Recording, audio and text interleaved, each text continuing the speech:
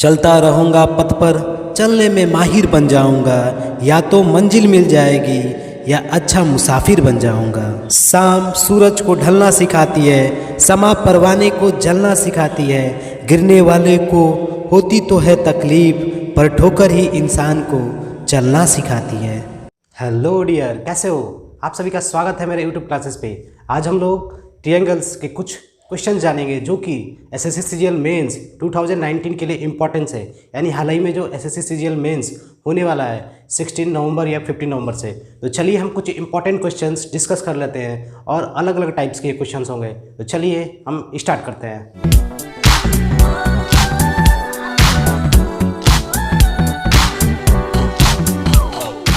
कि आपके स्क्रीन पर पहला क्वेश्चन होगा। यहाँ पर बोला क्या है कि ओ जो है आपका, ये क्या है, सेंटर है, ठीक है। लेकिन ये कैसा सेंटर है, इसने बताया है कि ये वाला जो ओ से इस पे लाइन पड़ी है ओडी, तो ओडी एक परपेंडिकुलर बाइसेक्टर, यानी इस पूरे ए बी को बाइसेक्ट कर दिया ऐसे ऐसे। फिर यहाँ पर ओ एफ भी क्या है, इसका बाइसेक्टर, यानी दो इक्वल पार्ट्स में बांट दिया। ओ ई भी क्या है, एक परपेंडिकुलर बाइसेक्टर है, ठीक है। तो यहाँ पर ये दिया हुआ है कि O F, O E and O D are perpendicular bisector. तो आपसे बोला है कि बस रिलेशन बता दो B O C and B S C के बीच में। यानी जो एंगल बी ओ सी होगा ना, यानी ओ पे जो एंगल बनेगा बी ओ सी, उसका रिलेशन बी ए सी के साथ क्या होगा, बस यही क्वेश्चन है आपके साथ। और इन्होंने बोल दिया है कि O D is a perpendicular bisector. Bisector आप समझ रहे हो, जस्ट ऐसे बाइसेक्ट करने वाला। परपेंडिकुलर ट्रायंगल में आप पढ़े होगे सर्कम सेंटर, जस्ट ऐसे सर्कम सेंटर, वही कहानी यहाँ पर है।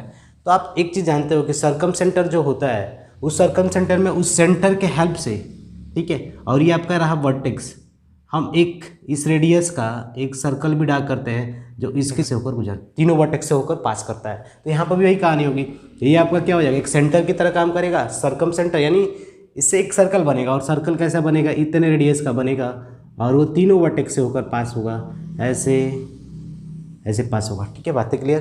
तो आपसे रिलेशन ही पूछा है कि बी ओ सी और बी ए सी के बीच में रिलेशन क्या होगा। तो आप ऐसे इसको बढ़ा लो। तो ये देखो, ऐसे मैंने जब इसको बढ़ाया तो यहाँ पे जो एंगल बनता है ना सेंटर पे, ये तो मान लो आपका आर्क हो गया, ये इस आर्क से सेंटर पे जो एंगल बना, अगर वो 2 थीटा है, क्या है, 2 थीटा, या आप बोल सकते हो इस कार्ड के द्वारा इस सेंटर पे जो एंगल बना ये 2 थीटा है, तो उसी कार्ड के द्वारा, यानी यही कार्ड होगा, वो सर्कमफ्रेंस पे कितना एंगल बनाएगा, सर्कमफ्रेंस के किसी पॉइंट्स पे, तो वो थीटा बनाएगा। तो रिलेशंस क्या हो गया कि एंगल बी ओ सी, जो बी ओ सी है वो 2 times of angle B A C, check कर सकते हो, बी ए सी, ठीक है, 2 theta, B O C equal to 2 times of B A C. बातें क्लियर, ठीक है। तो ये ट्रायंगल से रिलेटेड क्वेश्चन था। कंसेप्ट क्या लगा, सर्कम सेंटर वाला। तो आपको पहचानना जरूरी है कि सर्कम सेंटर जब है तो ये परपेंडिकुलर बाइसेक्टर होगा साइड्स का, ट्रायंगल का, ठीक है। और उसके बाद कंसेप्ट लगा, हमने इस क्वेश्चन को सॉल्व कर लिया। क्वेश्चन सेकंड ये रहा, इसमें एक ट्रायंगल ए बी सी है दिया हुआ है, इसमें A D perpendicular B C, यानी ए डी जो लेंथ है ये बी सी पे परपेंडिकुलर है, ठीक है। तो आपसे बोला है ए सी की वैल्यू बता दो, यानी ए सी क्या होगा। और यहाँ पे दे दिया है कि ए बी कितना है आपका 9 सेंटीमीटर के बराबर, और ओ बी कितना है 3 सेंटीमीटर के बराबर, और ओ सी कितना है 7 सेंटीमीटर के बराबर। तो आपसे बोला है ए सी की वैल्यू बता दो। तो एक चीज़ देखो, यहाँ पे 90 डिग्री है, तो आप इसका जब पाइथागोरस थ्योरम के हेल्प से करोगे तो कर सकते हो।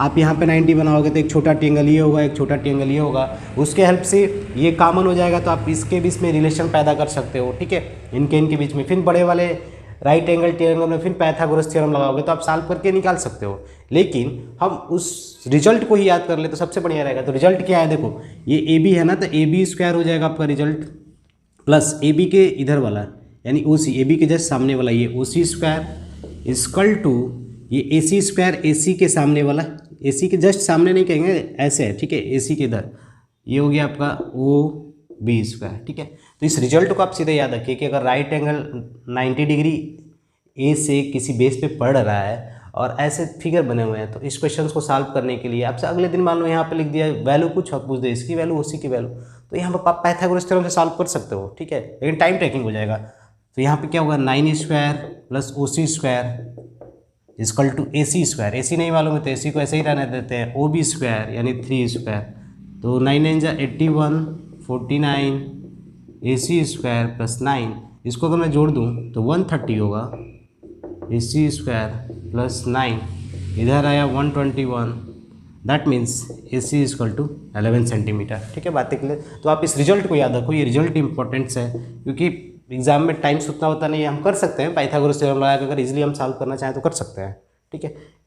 ये बेस, ये परपेंडिकुलर है हाइपोटेनस, ठीक है, उसके हेल्प से। देखिए अब दिया क्या हुआ है कि एक ट्रायंगल है जो कि DCO है, जो कि इक्विलेटरल है, यानी ये इक्विलेटरल है। इक्विलेटरल मतलब सभी साइड बराबर हो गए। और जो रेक्टेंगल ये क्वाड्रेटरल ABCD ये स्क्वायर है, और उस स्क्वायर का साइड कितना है 60 मीटर है, यानी 60 मीटर। तो फाइनली इसका भी साइड कितना होगा 60 के होंगे। ठीक है, यही बात है। अब बोला क्या है कि आपको बताना है एरिया BOC, यानी इस ट्रायंगल का एरिया बताना है BOC का क्या होगा, इसका एरिया पूछा हुआ है। ठीक है, तो ऐसे क्वेश्चन हम कैसे सॉल्व करेंगे। तो देखो एक चीज़ है कि अगर मैं इस ट्रायंगल और इस ट्रायंगल की बात करूं तो क्या इनके बीच में हम सिमिलरिटी देख सकते हैं। क्या सिमिलरिटी है, तो आप देख सकते हो कि सिमिलरिटी क्या है, तो कांग्रुएंस है। कैसे कांग्रुएंस चेक कर लो, यहाँ पे जो एंगल बनेगा वो क्या होगा 30 डिग्री, यहाँ पे भी एंगल बनेगा 30 डिग्री, क्योंकि आप जानते हो स्क्वायर में 90 डिग्री होता है, तो 60 डिग्री ये इक्विलेटरल ट्रायंगल्स ले लेगा, तो बचा ये 30 डिग्री। तो ये 30, तो ये वाला देखो ये जो साइड है ये भी 60 का है तो ये भी 60 का है। तो आप जान रहे हो यहाँ पर SAS, तो यहाँ पे वही हाल होगा 60-60। तो ये दोनों ट्रायंगल्स क्या हो जाएंगे कांग्रुएंस। तो बोल सकते हैं हम triangle AOD congruence to triangle BOC congruent हो गया। जब ये कांग्रुएंट हो गया इसका मतलब इसका एरिया भी क्या होगा इक्वल होगा। क्या होगा इक्वल होगा। तो अगर आप एक चीज़ देखो, अगर मैं यहाँ से एक परपेंडिकुलर ऐसे दोनों ट्रायंगल्स पर ड्रा कर देता हूँ ऐसे ऐसे, ठीक है, परपेंडिकुलर मैंने ऐसे ड्रा कर दिया, तो O से परपेंडिकुलर ये रहा, इसका नाम हम P रख देते हैं, इसका नाम हम Q रख देते हैं। तो अगर मैं बोल दूँ कि इन दोनों ट्रायंगल्स का आप एरिया बता दो क्या होगा, तो आप क्या लिखोगे फार्मूले में कि AOD का एरिया, यानी AOD का area half base into height, ऐसे बोलेंगे। फिर दूसरे वाले का एरिया क्या होगा हाफ बेस यानी BC इंटू OQ हो गया। अब यहाँ से आप कॉमन ले सकते हो, देखो ये चीज़ें कॉमन हो जाएंगी, क्यों, क्योंकि BC इक्वल टू AD, क्योंकि ये 60 है तो ये भी 60 है, क्योंकि स्क्वायर का साइड है। तो हाफ AD बाहर हो गया आपका, तो बचेगा OP प्लस OQ, और OP प्लस OQ क्या होगा, इनको मैं जोड़ दूंगा तो 60 होगा। तो फाइनली क्या हो जाएगा 60 इंटू 60, क्योंकि इसको और मैं इसको जोड़ूंगा तो 60 तो बनना ही है OP प्लस OQ। तो यहाँ पर फाइनली क्या हो गया आपका 1800, यानी 1800 सेंटीमीटर स्क्वायर किसका हुआ, इस ट्रायंगल का एरिया और इस ट्रायंगल का। लेकिन आपसे पूछा क्या है, आपसे पूछा है सिर्फ इसका एरिया, तो इसका एरिया क्या हुआ आधा हुआ, क्योंकि ये दोनों ट्रायंगल्स क्या है कांग्रुएंट है। कैसे कांग्रुएंट प्रूव किया मैंने, साइड एंगल साइड। ठीक है, तो आपको देखना बहुत जरूरी है कि आ रहा है कि नेक्स्ट टाइम। तो यहाँ पे इसका हम आधा कर देंगे तो कितना हो जाएगा आंसर आपका 900। ठीक है, तो 900 आपका एरिया हो जाएगा ट्रायंगल BOC का। ठीक है, बातें क्लियर। तो मेन पॉइंट समझना बहुत जरूरी है कि आप चीज़ों को समझ पा रहे हो कि नहीं। ठीक है, चलते हैं नेक्स्ट क्वेश्चन पे। देखिए क्वेश्चन क्या आपका कि दिया है कि AD रेशियो DB 4:5 है और DE पैरेलल टू BC है, यानी ये भी गिवन है कि DE पैरेलल टू BC, यानी ये भाई इससे पैरेलल है, और आपका AD रेशियो DB 4:5 है, यानी AD 4 है DB 5 है, ऐसे बोल सकते हैं 4x 5x। तो हम एक चीज़ बोलेंगे कि ये 4 यूनिट्स है। अगर मैं यहाँ तक बोलूँ कि ये 4 यूनिट्स है तो पूरा कितना यूनिट्स होगा आपका 9 यूनिट्स होगा, क्योंकि आप जानते हो 4 और 5 9 यूनिट्स। ठीक है, हम यहाँ तक बोल सकते हैं। ठीक है, अब आपसे पूछा है कि इसका एरिया बता दो, इसका एरिया का रेशियो बता दो। तो एक चीज़ सोचो क्या ये दोनों ट्रायंगल सिमिलर है कि नहीं। सिमिलर है भाई, क्योंकि देखो ये लाइन इससे पैरेलल है, तो यहाँ पे जो एंगल बनेगा ना थीटा, तो यहाँ पे भी थीटा बनेगा अल्टरनेट इंटीरियर एंगल्स के। फिर यहाँ पे अगर मान लो P डिग्री बन रहा है तो यहाँ पे भी क्या बनेगा P डिग्री हो गया, और ये वाला वर्टिकली अपोजिट, यानी दोनों ट्रायंगल सिमिलर है, आप ऐसे समझ सकते हो। तो ये ट्रायंगल्स क्या है सिमिलर है आपस में, तो बोल सकते हो triangles DEF similar to triangle BCF। ठीक है, आपस में जब सिमिलर हो गया तो आप जानते हो जब भी दो ट्रायंगल सिमिलर हो उनके करस्पॉन्डिंग साइड का स्क्वायर के बराबर ही क्या होता है उनका एरिया होता है। तो एरिया यहाँ पे क्या हो जाएगा आपका फाइनली जो एरिया है, तो D हम यहाँ पे इसको भी निकाल सकते हैं ना, D कितना होगा, अगर मान लो AD 4 यूनिट है, ठीक है, और ये AB 9 यूनिट्स है, तो ये छोटा वाला जो ट्रायंगल है इस बड़े वाले ट्रायंगल से क्या होगा सिमिलर होगा। क्यों सिमिलर होगा, क्योंकि ये लाइन पैरेलल है। आप थेल्स थ्योरम पढ़े हो गए या बेसिक प्रोपोर्शनलिटी थ्योरम, उसमें अगर कोई ट्रायंगल के अंदर एक पॉइंट D है एक पॉइंट C है इस साइड पे और ये इससे पैरेलल हो गया तो इसका और इसका रेशियो आपस में क्या हो जाते हैं प्रोपोर्शंस में हो जाते हैं, आपको आइडिया होगा। तो हम फाइनली बोल सकते हैं कि ये ट्रायंगल छोटा वाला और बड़ा वाला ट्रायंगल आपस में क्या है सिमिलर है। जब सिमिलर हैं तो DE यानी DE upon BC equal to भी क्या होगा AD अपॉन AB इसी के बराबर होगा। तो AD अपॉन DB कितना है 4/9, तो DE बाई BC क्या होगा 4/9। तो आपसे पूछा इसका एरिया बताओ, तो मैंने बोला एरिया जब ट्रायंगल का आप निकालोगे दो ट्रायंगल सिमिलर हो तो उस समय उनके करस्पॉन्डिंग साइड के स्क्वायर के बराबर हो जाता है।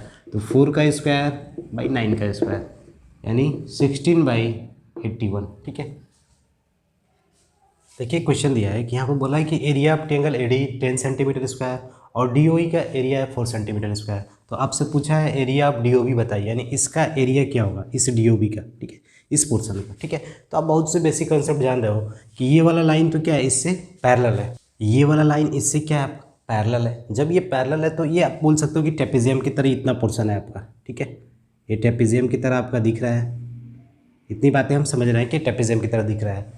तो आप जानते हो कि जब ट्रेपेजियम में आप पढ़े होगे बेसिक चीज़, वो क्या होता है कि अगर ये ट्रेपेजियम है और ये इसके डायगोनल्स हैं आपस में बाइसेक्ट कर रहे हैं, अगर ये एरिया एक्स है, ये वाई है, ये पी है, तो ये भी क्या होगा, पी होगा। आप ये आइडिया या कंसेप्ट प्रूफ भी किए होगे कैसे प्रूफ करते हैं, ठीक है, बातें क्लियर, ठीक है।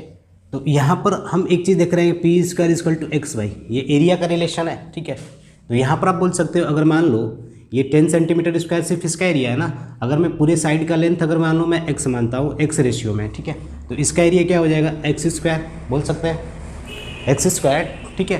तो यहाँ पर आप बोल सकते हो 4 into x square is equal to इसका और इसका एरिया, ठीक है।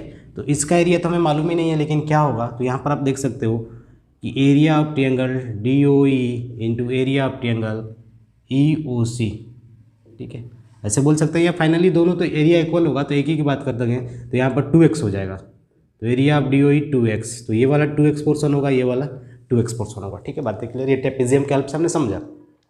अब एक चीज़ देखो कि ये वाला लाइन तो इससे पैरेलल है, जब ये पैरेलल रहती है छोटा वाला ट्रायंगल बड़े वाले से क्या होगा, सिमिलर होगा, क्या होगा, सिमिलर होगा। तो सिमिलरिटी कंसेप्ट में क्या कहता है कि एरिया ऑफ छोटू ट्रायंगल्स ए डी अपन बड़े वाले ट्रायंगल्स का, ठीक है, area of triangle A B C, ये कॉरस्पॉन्डिंग साइड्स के स्क्वायर के बराबर होंगे। तो मैंने इसको एक्स लेट किया था, ये वाला साइड मैंने एक्स लेट किया था, क्यों, क्योंकि मैंने कॉरस्पॉन्डिंग साइड एक्स मान के किया था काम, ठीक है। तो आप तो अगर मान लो मैं इस एरिया का अगर मैं स्क्वायर रूट कर देता हूँ, ठीक है, तो वो साइड के लेंथ आ जाएंगे, ठीक है। तो ए डी का साइड किस तरह हम समझेंगे कि ए डी का साइड क्या होगा आपका, तो ए डी का साइड आप जानने के लिए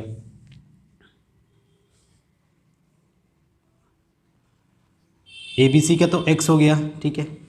अब इस ए डी का साइड क्या होगा मेरा, ये बड़ा डाउट होता है कैसे हम उसको निकालेंगे, ठीक है। तो पहले हम लिख लेते हैं एरिया ऑफ ए डी 10 है और ए बी सी का एरिया क्या होगा, तो सबको जोड़ लो, 10 + 4 14 plus 2x 2x 4x plus x square, ठीक है, बातें क्लियर।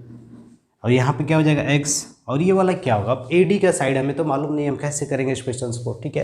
अब देखिए ये वाला जब मुझे पोर्शन मालूम करना है कि ये जो एरिया ऑफ ए डी है किस साइड की, यानी इसका साइड क्या होगा नहीं जानकारी है मुझे, ठीक है, यानी मुझे डी निकालना है, क्या निकालना है, डी, क्योंकि मैंने एक्स इसको लेट किया तो मुझे डी ही चाहिए, ठीक है। तो अब देखो आप ये जानते हो कि ये दोनों भी ट्रायंगल क्या आपस में सिमिलर है, ठीक है। जब ये दोनों ट्रायंगल आपस में सिमिलर हैं तो आप बोल सकते हो, क्या बोल सकते हो कि इसका एरिया यानी area of triangle D O E अपन area of triangle B O C, इनका अगर मैं स्क्वायर रूट कर दूं तो डी के बराबर होगा, यानी डी ई अपन बी सी, यही बोल सकते हैं ना। तो डी ई अपन बी सी होगा। तो आप यहाँ से एक सेकेंड इक्वेशन बोल सकते हो और ये वाला आपका फर्स्ट इक्वेशन रहा, ठीक है, ऐसे हम बोल सकते हैं ठीक फिलहाल में। तो यहाँ पर आप जब देखोगे, अगर मान लो मैं यहाँ पर लिख देता मुझे डी की जानकारी नहीं है, एक्स की जानकारी है, या नेम ही लिख दो सीधे बी सी, ठीक है। तो ये इक्वेशन फर्स्ट रहा आपका और ये रहा इक्वेशन सेकेंड। इन दोनों को अगर मैं इक्वेट कर दूँ तो हमारा इजली आंसर आ जाएगा। लेकिन एरिया ऑफ डी ओ ई क्या होगा, तो 4 अपॉन बी ओ सी की वैल्यू कितनी होगी, तो बी ओ सी का एरिया है एक्स स्क्वायर, तो यहाँ पर हो जाएगा 2/x equal to D by B C. मैंने इसको और इसको आपस में इक्वेट कर दिया है, यानी इसको, तो यहाँ पर हम रख सकते हैं √10 प्लस यहाँ पर हो जाएगा 14 plus 4x plus x square equal to 4/x square, ठीक है। फिलहाल में देखो हम डी बाई बी सी ये रहा, डी बाई बी सी ये रहा, ठीक है, और यहाँ पे डी बाई बी सी क्या रहा, ये रहा, ठीक है। यहाँ पर मुझे डी नहीं मालूम है, मैंने इसको एक स्टेप आगे लिखा है, ठीक है। ये रहा, दोनों को इक्वेट कर देंगे, फिर एक बार स्क्वायर कर देंगे, तो स्क्वायर करेंगे तो क्या होगा 10/14 plus 4x plus x square equal to 4/x square. अब उसके बाद क्रॉस मल्टीप्लाई करेंगे, सॉल्व करेंगे, x की वैल्यू आएगी। जैसे ही x की वैल्यू आ जाएगी तो आप इसका एरिया बता सकते हो, इसका एरिया और इसका एरिया, और पूछ भी सकता है कि आप बड़े ट्रायंगल्स का एरिया बता सकते हो, तो ईजिली बता सकते हो इस क्वेश्चन को आप सॉल्व करके, ठीक है। तो मेन इसमें पॉइंट्स क्या था समझने वाला कि आपको सिमिलरिटी का कंसेप्ट आना चाहिए। सिमिलरिटी आने के बाद ट्रेपेजियम का ये रूल आना चाहिए, ट्रेपेजियम होता क्या है, ठीक है। और उसके बाद ये रिलेशन आप जानते हो कि इसका एरिया इक्वल होता है और इनका मल्टीप्लाई कर देंगे तो इसके एरिया के बराबर होगा, ठीक है। बातें क्लियर। तो ये रहा बेसिक कंसेप्ट। अब देखो क्वेश्चन क्या होता है कि अगर आपको एक क्वेश्चन अगर ऐसे मिलता है कि एक ट्रायंगल्स है, ठीक है, और उसमें सेम क्वेश्चंस होगा, यहाँ पर अपने ए बी सी, अगर मान लो ये 6 सेंटीमीटर स्क्वायर और ये 1 सेंटीमीटर स्क्वायर, तो आपसे डायरेक्टली ये पूछ देगा इसकी वैल्यू क्या होगी, डायरेक्टली पूछ सकता है, ठीक है। तो आप बता सकते हो। इसका डायरेक्ट एक फार्मूला होता है कि अगर ये 1 है, ये वाला एरिया अगर 1 सेंटीमीटर स्क्वायर है, तो आप बोल सकते हो m+1 m-1। इस रिजल्ट को आप प्रूव भी कर सकते हो। अगर ये कुछ है भाई तो 6+1 6-1, तो इसका एरिया हो जाएगा आपका 7/5। फिर इसका भी एरिया क्या होगा 7/5। क्यों होगा? क्योंकि आप जानते हो इसका और इसका एरिया इक्वल होता है, क्योंकि ये ट्रेपेजियम है, ये लाइन इससे क्या है आपकी पैरेलल है, तो इसका एरिया आपस में क्या होगा, इक्वल होगा। जब यहाँ तक हमने ये चीज़ें समझ ली और ये 1 है ही आपका और ये लाइन पैरेलल होना चाहिए, जो कंडीशन पहले था वही है, बस यहाँ पे एरिया क्या हो गया है 1 सेंटीमीटर स्क्वायर, ठीक है। अब इसको निकालना है तो आप जान ही रहे हो कैसे करते हैं, ठीक है। इसका और इसका मल्टीप्लाई यानी 7/5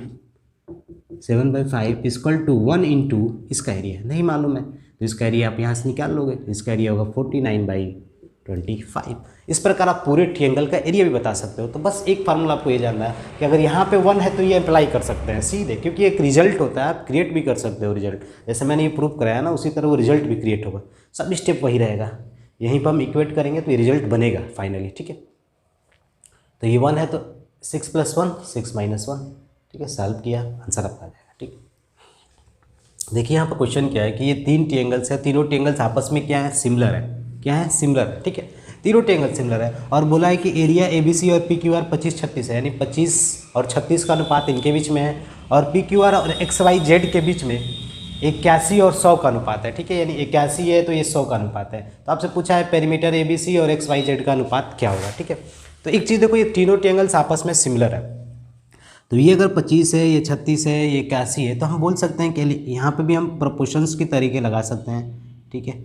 ऐसे ही तो है आपका 81 और 100, यानी ये बीच वाला जो आपका होगा, ये 2 ठे देखो इधर से, 2 ठे इधर से, इसको हमें इक्वल करना है। तो इक्वल करने के लिए आप जानते हो तरीके क्या हैं। देखो ये 9-4 जा, क्योंकि ये भाई एरिया यहाँ पर भी है, यहाँ पर भी है, तो दोनों का एरिया सेम होगा तभी तो आपस में सिमिलर दिखेंगे। तो अगर मैं मान लो यहाँ पर 9-9 जा 81, 9-4 जा 36, तो 4 से मैं इसमें मल्टीप्लाई कर दूँ, ठीक है, और 9 से इसमें कर दूँ तो मेरा काम बन जाएगा, ठीक है। तो 9 से मैंने इसमें मल्टीप्लाई किया और 4 से मैंने इसमें मल्टीप्लाई किया। क्यों किया? क्योंकि मैं इसको इक्वल बनाना चाहता हूँ। देखो 9 से इसमें करूँगा तो 324 होगा, फिर 4 से इसमें करूँगा तो ये भी 324 होगा, ठीक है। तो 9 से करोगे तो 225 होगा और ये आपका 324, यहाँ पे भी क्या होगा 324। मैंने इनको इक्वल करने के लिए किया, ठीक है। आप ऐसे भी कर सकते हो, तो 36 का इसमें 81 से मल्टीप्लाई या 81 का 36 में इसमें मल्टीप्लाई, जैसे आप प्रोपोर्शंस पढ़े हो उसी तरीके से, ठीक है। तो 324 और यहाँ पे क्या हो जाएगा आपका 400, ठीक है। तो ये तो दोनों PQR है, दोनों सेम है, तो फाइनली हम बोल देंगे 225 324, ये एरिया का रिलेशन हो गया, एक रेशियो है एरिया का इनका, ठीक है। तो हमसे पूछा है क्या है, पेरीमीटर पूछा है ना ABC का और XYZ का। तो अगर आप इसका साइड निकालोगे तो 15 आएगा, इसका 18 आएगा साइड, और इसका कितना आएगा 20, ठीक है। तो ये कौन सा ट्रायंगल है ABC वाला, ये वाला कौन है PQR, और ये वाला कौन है XYZ, ठीक है। तो ये XYZ PQR ABC का पेरीमीटर कितना होगा, तो पेरीमीटर क्या होता है, साइड के रेशियो के ही बराबर होता है, बस ख़त्म कहानी, यानी 3/4। Concept clear.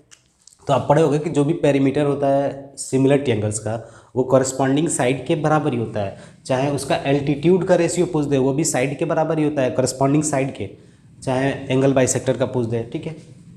तो यहाँ पर आपने ये जाना कि हमें एक तरीके से प्रोपोर्शन करना था, यानी इसका एरिया इक्वल करके हम एक रिलेशन बनाते हैं, तो ये एरिया का रिलेशन आता है, यहाँ से हम साइड निकाल लेते हैं, और कंसेप्ट क्लियर है।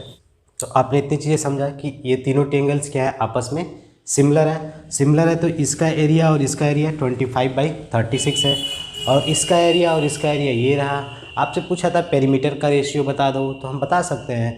तो यहाँ पर आप देखो ये 25 है, ये 36 है, ये 81, ये दोनों तो एरिया सेम होना चाहिए ना, क्योंकि भाई जब तीनों सिमिलर हैं तो इसको मैं इक्वल बनाने के लिए इसमें 9 से इसमें 4 से मल्टीप्लाई किया, ये आया।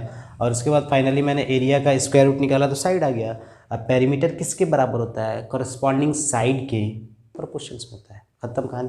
साइड का 15 और 20। ठीक है, देखिए क्वेश्चन में दिया है कि साइन पी की वैल्यू है, साइन क्यू की वैल्यू है, साइन आर ई है और सर्कम रेडियस आर ई है।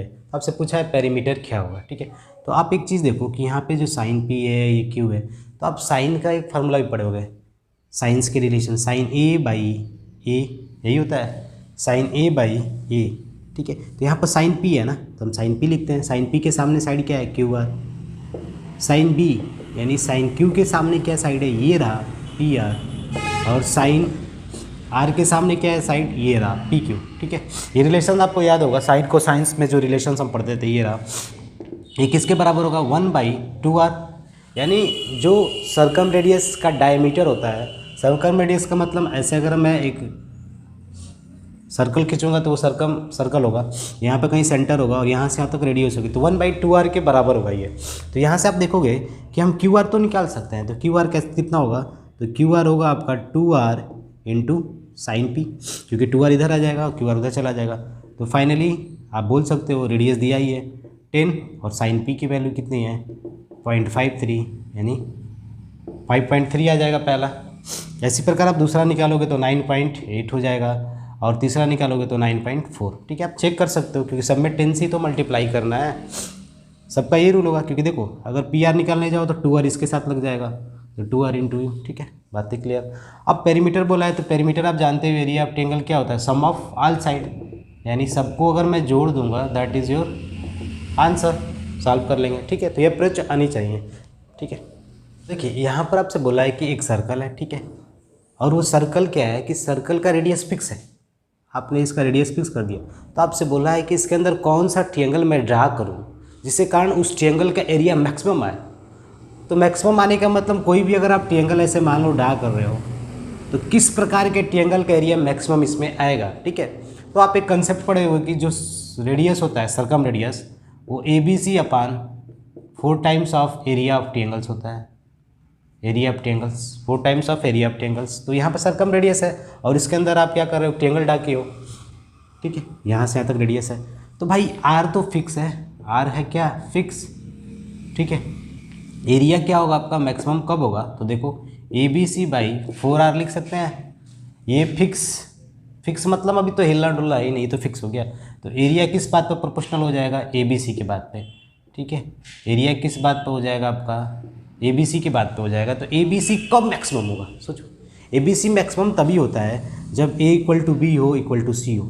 ठीक है, ये अगर आपको नहीं समझ में आ रहा है तो अगर मान लो मैं बोल दूँ कि अगर पेरीमीटर आपका 12 है, ठीक है, पेरीमीटर क्या है 12 है, तो किस कंडीशन पे इसका एरिया मैक्सिमम मिलेगा। तो देखो अगर मैं सभी को इक्विलेटर लेता हूँ, देखो √3/4 × 16। ठीक है, तो इस कंडीशन पर आपको एरिया मैक्सिमम मिलेगा। या आप ऐसे बोल सकते हो कि 12 को किस प्रकार में लिखूं कि इनका प्रोडक्ट्स क्या हो, मैक्सिमम हो। तो देखो 4 4 या 16, 4 या 64। अगर इसी 12 को आप ऐसे लिखते 7 और 5 ग्रुप में, 7 5 या 35 × 1। ठीक है, तो ये यही होगा, जब तीनों इक्वल होंगे तभी एरिया मैक्सिमम आएगी। तो इसका मतलब ये ट्रायंगल्स कौन सा होगा, इक्विलेटरल ट्रायंगल होगा। ठीक है, बात है क्लियर। ठीक है, आपके पढ़े हुए क्वेश्चन भी पूछता है कि 3 नंबर है तो 3 नंबर का जोड़ इतना है, तो वो नंबर कौन से होंगे जिनका प्रोडक्ट्स मैक्सिमम हो, यानी मल्टीप्लाई करने पर वैल्यू ज़्यादा मिले। तो वो तीनों नंबर आपस में क्या होंगे, इक्वल होंगे। ठीक है, देखिए आपके स्क्रीन पे क्वेश्चन दिख रहा होगा, DE पैरेलल टू AB, यानी ये वाला जो है ना आपका इससे पैरेलल है। ठीक है, बातें क्लियर। और CD रेशियो AC क्या है 1:3, यानी CD जो है ये 1 पार्ट है, ये पूरा 3 पार्ट्स है। और AB की वैल्यू क्या है 30 सेंटीमीटर है। और P और Q क्या है मिड पॉइंट्स है, लेकिन किसके मिड पॉइंट्स है, इसके नहीं मिड पॉइंट्स है, इस पूरे के मिड पॉइंट्स है। यानी AE का मिड पॉइंट P और DB का मिड पॉइंट Q। फिगर में थोड़ा आपको नहीं दिख रहा होगा कि मिड पॉइंट्स है, ठीक है, लेकिन एक्चुअली में ये मिड पॉइंट्स है। ठीक है, इतनी बातें याद रखिए, यहाँ पर बना थोड़ा दिखेगा। ठीक है, मिड पॉइंट्स है। तो आपसे पूछा है PQ की वैल्यू क्या होगी, यानी PQ है क्या। ठीक है, तो ऐसे क्वेश्चन को भी हम सॉल्व कर सकते हैं। देखो ये पैरेलल है इससे, ये 1 पार्ट है, ये पूरा 3rd पार्ट है। ठीक है, तो एक तरीके से AB की वैल्यू कितनी है 30 सेंटीमीटर्स है। तो आप जानते हो कि AB भी क्या होगा 3rd पार्टी के बराबर होगा ना, 3 के ही बराबर होगा, क्योंकि बड़ा वाला ट्रायंगल छोटे से सिमिलर है। तो 3 = 30 सेंटीमीटर, तो 1 = 10 सेंटीमीटर। तो फाइनली हम बोल सकते हैं कि ये वाली वैल्यू क्या होगी आपकी 10 सेंटीमीटर। ओके, अब मैं देखो इस वाले को कि मैं क्या करता हूँ कि इस वाले को मैं ऐसे बढ़ा लेता हूँ, ठीक है, बढ़ा दिया। जैसे ही मैं बढ़ाऊँगा तो यहाँ तक आएगी। तो एक चीज़ देखो, एक्चुअली में ये तो मिड पॉइंट है, तब ये लाइन एकदम सीधे बढ़ाएगी ना, तो ये भी मिड पॉइंट पर कट करेगी। इस प्रकार ये वाला इससे क्या हो जाएगा, पैरेलल हो जाएगा, ठीक है, पैरेलल हो जाएगा। तो इसकी वैल्यू क्या हो जाएगी, मान लो एक्स है तो पी एक्स की वैल्यू क्या हो जाएगी 5, ठीक है। अब इसी प्रकार आप इसकी बात करो, इसको भी मैंने क्या किया, आगे बढ़ा दिया ऐसे, ठीक है, ऐसे बढ़ा दिया आगे। जैसे ही मैंने आगे बढ़ाया तो अगर मान लो ये वाई पे मिलती है, ठीक है, तो आप एक चीज़ देखो, ये 10 सेंटीमीटर, ये भी मिड पॉइंट से है, तो ये भी लाइन सीधे जा रहे हो ना, इधर उधर को जा रहे हो, तो ये भी मिड पॉइंट पर कट करेगी। ये इससे पैरेलल होगा तो ये भी क्या होगा 5 सेंटीमीटर का होगा, क्योंकि आपको मालूम है मिड पॉइंट थ्योरम आप पढ़े भी होंगे कि अगर कोई ट्रायंगल्स है और इसके मिड पॉइंट्स को आपस में हम मिलाते हैं, ठीक है, तो ये इससे पैरेलल होगा। अगर ये 6 का है तो ये कितने का होगा 12 का होगा, यही रिलेशन याद है। अगर ये 5 का है छोटू तो बड़ू कितने का होगा 10 का होगा, ठीक है, ये सब चीज़ें आप जान रहे हो। तो ये 5 का तो ये 10 का। तो फाइनली एक चीज़ अगर देखा जाए तो कि जो ये आपका ट्रायंगल है ना DAB, इस ट्रायंगल DAB में ये क्या हो गया आपका मिड पॉइंट्स, दोनों हो गए मिड पॉइंट्स की तरह। तो ये वाला लाइन इससे पैरेलल है, तो ये पूरा 30 का है, तो ये कितने का होगा एक्स क्यू आपका 15 का होगा। तो 15 में से मैं अगर XP घटा दूँ, XP कितना आया था 5 सेंटीमीटर, तो फाइनली PQ की वैल्यू कितनी हो जाएगी 10 सेंटीमीटर। आप यही काम इस ट्रायंगल में भी कर सकते थे, ये इससे पैरेलल है, ये तब ये 30 है तो ये पूरा 15 का होगा, 15 में से 5 गया तो ये कितना बचा, ठीक है, 15 में से 5 गया तो कितने का बचा 10 का बचा, ठीक है। तो आपका आंसर PQ कितना आ गया 10 का, ठीक है। बातें क्लियर, ये कंसेप्ट आना बहुत जरूरी है, ठीक है। देखिए यहाँ पे एक क्वेश्चन दिया है कि एक ट्रायंगल XYZ है और एक छोटू ट्रायंगल है GPQ, ये दोनों क्या है आइसोसेलेस है, इन्होंने बोल दिया है, ठीक है। दूसरी बार इन्होंने बोल दिया है कि G सेंट्रॉयड, G क्या है सेंट्रॉयड है। और तीसरी बात बोला है कि एरिया ऑफ ट्रायंगल XYZ, यानी इस बड़े का एरिया लोगे तो 12 सेंटीमीटर स्क्वायर मिलेगा। और इन्होंने बोला है कि PG पैरेलल, यानी ये वाली चीज़ें इससे पैरेलल है। और दूसरा चीज़ GQ पैरेलल टू XZ, यानी ये इससे पैरेलल है। तो आपसे पूछा है कि व्हाट इज़ हाइट ऑफ, यानी हाइट बताओ इस क्वाड्रिलेटरल का, यानी GP YX का हाइट बता दो, यानी ये हाइट क्या होगा। और साथ में पूछा है कि इस छोटे ट्रायंगल का एरिया क्या होगा। तो ऐसे क्वेश्चंस को करने के लिए पहले जो पॉइंट्स दिए, G सेंट्रॉयड है तो इसका मतलब आप समझ जाओ कि 2:1 में बटेगा, ये कंसेप्ट आपको आता है कि 2:1 में बटेगा। और दूसरा चीज़ ये आइसोसेलेस है, यानी आइसोसेलेस का मतलब अगर ये बड़े वाले ट्रायंगल को मैं सोचूं कि ये आइसोसेलेस है तो ये साइड इसके बराबर है, तो ये एंगल भी क्या होगा आपस में बराबर हो गए, ठीक है। अब ये जो लाइन है, ये लाइन किस तरह काम कर रहा है, ये एक मीडियन की तरह काम कर रहा है। मीडियन का मतलब सामने वाले साइड को 2 इक्वल पार्ट्स में बांटेगा। तो आप बोल सकते हो अगर यहाँ वाला जो लेंथ होगा वो यहाँ से यहाँ तक होगा, यानी ये इक्वल होगा। तो इस प्रकार आप देखोगे कि ये ट्रायंगल्स और ये ट्रायंगल्स आपस में कांग्रुएंट हो जाएंगे। कांग्रुएंट्स क्यों होंगे, क्योंकि देखो ये इससे बराबर हो गया और ये एंगल ये यहाँ पर मिल गया और ये छोटू साइड इसके बराबर हो गया, यानी यस।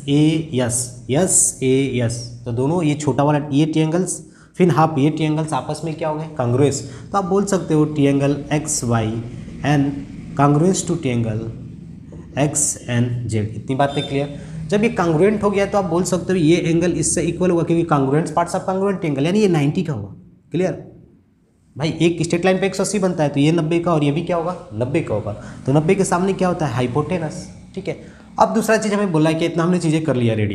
अब हमें ये बोला है कि PG यानी ये इससे पैरेलल है XY, चलो ठीक है, ये भी इससे क्या है पैरेलल है। तो एक चीज़ देखो, जब किसी ट्रायंगल के अंदर अगर एक लाइन नीचे बेस के पैरेलल होती है तो अगर ये XY में बढ़ जाता है, ये आपको मालूम होगा। तो यहाँ पर देखो ये 1 पार्ट है, यहाँ से यहाँ तक ये 2 पार्ट है। इसका मतलब अगर मैं इस पर हाइट भी ऐसे डाल दूँ ना, ऐसे हाइट डाल दूँ यहाँ से यहाँ तक, तो ये भी क्या होगा 1:2 में बढ़ जाएगा। यानी एक पार्ट ये होगा, 2 पार्ट्स ये होगा, यहाँ से यहाँ तक 2 पार्ट्स। अगर पूरे की बात करूँ तो 3 पार्ट्स होगा।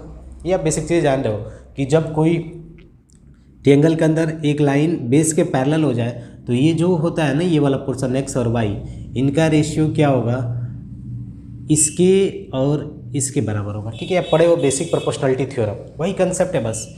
ये 1 पार्ट ये 2 पार्ट, तो ये भी क्या होगा 1 पार्ट ये 2 पार्ट। बातें क्लियर। अब यहाँ पर 1 पार्ट 2 पार्ट निकाल लिया, यानी मेरा हाइट 2 पार्ट के ही बराबर होगा। तो वो कैसे निकालेंगे, तो सबसे पहले हम इस परपेंडिकुलर हाइट को निकालते हैं, ये वाला क्या होगा। तो आप देखो इस बड़े ट्रायंगल का एरिया कितना दिया है, area of triangle XYZ equal to आपका है करीब 12 सेंटीमीटर स्क्वायर, ठीक है। बातें क्लियर, 12 सेंटीमीटर स्क्वायर। और एक और चीज़ होना चाहिए जो इसमें नहीं लिखा गया, यहाँ पर होगा ये आपका 4 सेंटीमीटर, ठीक है। ये पूरी लेंथ कितनी थी 8 सेंटीमीटर स्क्वायर, ठीक है। बातें क्लियर, 8 सेंटीमीटर स्क्वायर, ठीक है। तो अब एक चीज़ देखो, अगर मैं बात करूँ इस ट्रायंगल का एरिया निकालना है तो एरिया क्या होगा, हाफ बेस, यहाँ पर आप लिख लीजिएगा, ये दिया होगा इसमें, यानी YZ = 8 सेंटीमीटर, ठीक है। इतनी बातें आपको दी होंगी। तो half base into height, height क्या हो जाएगा NX, इसको हम कैंसिल करेंगे 4, तो NX की वैल्यू कितनी आ गई 3, यानी NX मेरा 3 का हो गया, यानी यहाँ से यहाँ तक की लेंथ कितनी की हो गई 3 की हो गई। जब ये 3 का हो गया तो आप देख सकते हो कि ये 90 डिग्री है और ये क्या आपका 4 है, दैट इज़ योर बेस, ये आपका बेस है। 4 और 3 से क्या बन जाएगा, ये 5 बन जाएगा, क्योंकि आप जानते हो राइट एंगल ट्रायंगल्स में ट्रिपलेट्स का रूल चलता है। ये 3 है, ये 4 है, तो 3 4 का ट्रिपलेट, एक 5 यहाँ पर आएगा, ठीक है। 5 आ गया। अब जब ये 5 आ गया आपका, तो अब आप देखो, अब मैं इस हाइट को निकाल सकता हूँ यहाँ से यहाँ तक। कैसे निकालूंगा, क्योंकि देखो अगर मैं बात करूँ इस ट्रायंगल की एरिया की, तो भाई ये ट्रायंगल्स और ये ट्रायंगल्स आपस में कांग्रुएंट हो गए थे। कांग्रुएंट मतलब जस्ट बराबर, इनका एरिया भी क्या होगा, बराबर। तो अगर ये पूरे का एरिया 12 है तो इसका एरिया कितने का होगा, 6 का होगा। तो आप बोल सकते हो area of triangle XYN = 6 centimetre square, बोल सकते हैं।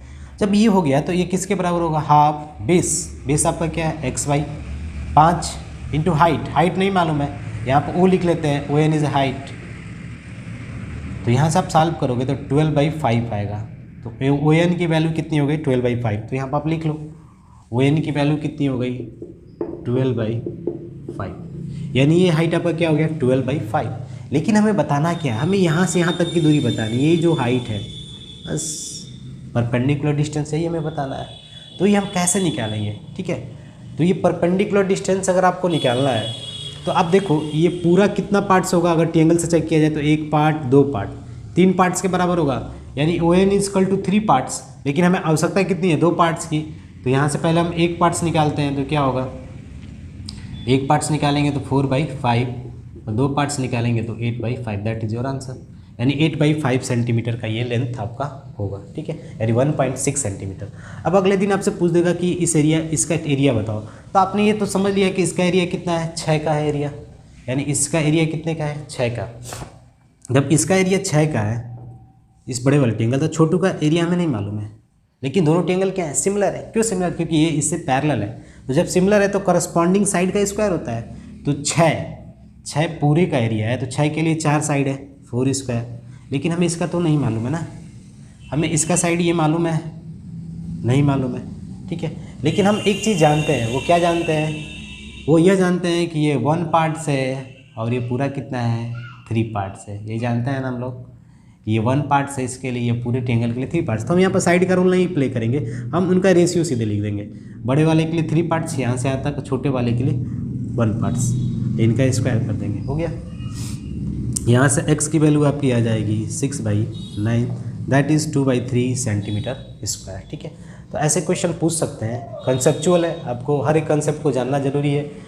ये बेसिक प्रोपोर्शनलिटी थ्योरम आना जरूरी है, सेंट्रॉइड्स के बारे में जानकारी होना जरूरी है, ठीक है। तो ये सब आइडियाज़ आप इस क्वेश्चन को सॉल्व कर सकते हो इजीली। तो यहाँ पे क्वेश्चन दिया है कि ABC क्या है, एक आइसोसेलेस ट्रायंगल है, इसमें बोला है कि CD की वैल्यू बताओ, अगर AD 6 है और DB 8, ये तो बात की बात है। लेकिन दूसरा क्वेश्चन बड़ा इंपॉर्टेंस, वो बोला है कि then relation between AD DB and CD, यानी AD DB और CD के बीच में क्या रिलेशन होगा। और यहाँ पे 90 डिग्री दिया है, ABC is isosceles right angle triangle, यानी एंगल C इज 90 डिग्री, ठीक है। तो आप बोल सकते हो ये 90 डिग्री दिया हुआ है, ठीक है, और ये AD की वैल्यू 6 है आपकी और DB की वैल्यू 8 है, ठीक है। तो आपसे CD पूछा है, फिर बोला है कि रिलेशन बताओ AD DB और CD के बारे में क्या रिलेशन होगा। तो एक चीज़ आप बेसिक चीज़ जान रहे हो कि अगर एक राइट एंगल ट्रायंगल है आपका, ठीक है, तो अगर मैं आपसे बोलूँ कि ये 90 डिग्री है और मैंने यहाँ से एक ऐसे लाइन ड्रा कर दिया जो इसको डिवाइड कर दिया 2 इक्वल पार्ट्स में डिवाइड कर दिया, तो आप थोड़ा कंसेप्ट आपको लग रहा है कि ये ऐसे जब इस पर जा रहा है तो आपको याद पड़ा होगा सर्कम रेडियस की कहानी। तो ये अगर R का है तो ये भी R का होगा और ये भी कितने का होगा, R का होगा, और जो सर्कल होगा इनके वर्टेक्स ऐसे पास करेगा। ये चीज़ें आप जान रहे हो, ठीक है। तो ये वाला ऐसे जाएगा तब, लेकिन यहाँ पे क्या है कि ये आइसोसेलेस है, यानी ये वाली चीज़ें इससे बराबर है, तो ये एंगल थीटा है तो ये भी क्या होगा आपका थीटा होगा, ठीक है। और ये इस पे जा रहा है, ये नहीं बोला है कि ये कैसे जा रहा है, बाइसेक्ट वोसेक्ट कुछ नहीं बोला है, हमें बस बोला है कि कोई एक पॉइंट D है इस पर, कोई पॉइंट D है इस पर, और ये CD है, तो आपसे बोला है कि सी डी ए डी और डी बी के बीच में रिलेशन बता दो क्या होगा, ठीक है। यहाँ पर नहीं बोला है कि ये ऐसे जा रही है, ठीक है। देखिए ये तो आपको कंसेप्ट क्लियर है कि अगर हम ऐसे कर रहे हैं तो ये होगा, ठीक है। कि इसके बीच में अगर आपको रिलेशन पैदा करना है तो पहले चीज़ आप ट्रायंगल ए सी डी में जाओ, ट्रायंगल ए सी बी में, तो उसमें क्या हो जाएगा, A B square is equal to A C square plus B C square. आप यहाँ पर सोचोगे कि मैं छोटे ट्रायंगल और इस ट्रायंगल में सिमिलरिटी दिखा लूँ, तो सिमिलरिटी भी यहाँ पर काम नहीं करेगा आपका, ठीक है। आप चेक भी कर सकते हो, अगर मान लो ये थीटा है, ठीक है, अगर मैं इसको x मानूंगा तो 90 माइनस एक्स होगा, ठीक है। ये 90 माइनस एक्स, तो ये क्या होगा आपका, ये आप जब सॉल्व करोगे 90 माइनस एक्स प्लस थीटा तो कुछ अलग वैल्यू आएगा, ठीक है। सिमिलरिटी नहीं मिलेगा दोनों में आपस में, ठीक है। तो हमने ऐसे लिखा है, तो ए बी स्क्वायर, तो ए बी की जगह पे क्या लिख सकते हो, A D plus D B का होल स्क्वायर, यही बात है ना, is equal to A C square plus B C square, ठीक है। तो ए डी स्क्वायर और डी बी स्क्वायर है, तो यहाँ पर हो गया A D square plus D B square plus 2AD into D B is equal to A B square plus B C square, ठीक है। यहाँ तक ये रिजल्ट। अगर मैं इस 2AD डी बी का वैल्यू कुछ बता दूँ, इधर ले जाऊँ, ये मान लो इसी को मैंने इधर ऐसे कर दिया, A D square plus D B square is equal to A B square plus B C square minus 2AD into D B. अगर ये मैं पूरा सॉल्व कर लूँ और सॉल्व करके सी डी की तरह बना दूँ, यानी इसकी तरह, तो मेरा आंसर आ जाएगा। तो इस क्वेश्चन को सॉल्व करने के लिए क्या अप्रोच होगा आपका, कि आप एक परपेंडिकुलर की लाइन ड्रा करिएगा ऐसे, ठीक है। जस्ट मान लो ई नामक पॉइंट पे जाता है जो कि इस पर परपेंडिकुलर होता है, ठीक है। जब ये परपेंडिकुलर है तो आप ये कंसेप्ट जान रहे हो कि जब भी इस पर हम परपेंडिकुलर अगर मैं ऐसे डालता हूँ, ठीक है, तो अब क्या होगा कि ये वाला जो ट्रायंगल है और ये वाला जो ट्रायंगल है ये अब सिमिलर हो जाएंगे। कैसे सिमिलर होगा, देखो, अगर ये 90 है तो ये भी क्या हो गया 90, ये थीटा है तो ये भी क्या है थीटा, तो ये वाला क्या होगा 90 माइनस थीटा, तो ये भी क्या होगा, सॉरी, ये वाला अगर ये वाला 90 माइनस थीटा है तो ये वाला क्या होगा आपका थीटा हो जाएगा, ठीक है। लेकिन यहाँ पर तो ये दोनों पहले से ही इक्वल दिया हुआ है, 90 माइनस थीटा, ठीक है। ये आपका 90 हो गया तो ये थीटा है, तो ये वाला वैल्यू क्या होगा 90 माइनस थीटा, यहाँ से यहाँ तक, और ये वाला वैल्यू भी क्या होगा 90 माइनस थीटा। तो इस प्रकार ये जो ट्रायंगल होगा ना, ये वाला, यानी C E B, triangle C E B and triangle C A E, मिला लो, सी ई बी और सी ए ई, ये आपस में क्या होगा सिमिलर होगा,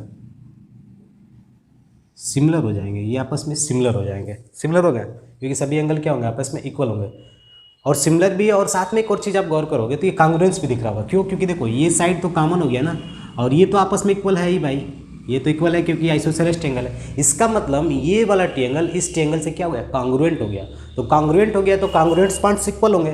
कांग्रुएंट पार्ट्स इक्वल होने का मतलब कि अगर ये मैं बोल दूँ ए ई और ई बी तो ये भी इक्वल होगा, तो ए ई, ये देखो ये एकदम कांग्रुएंट है, तो ए इजकल टू ई बी होगा, ए इजकल टू ई बी। इतनी बातें क्लियर है, ठीक है।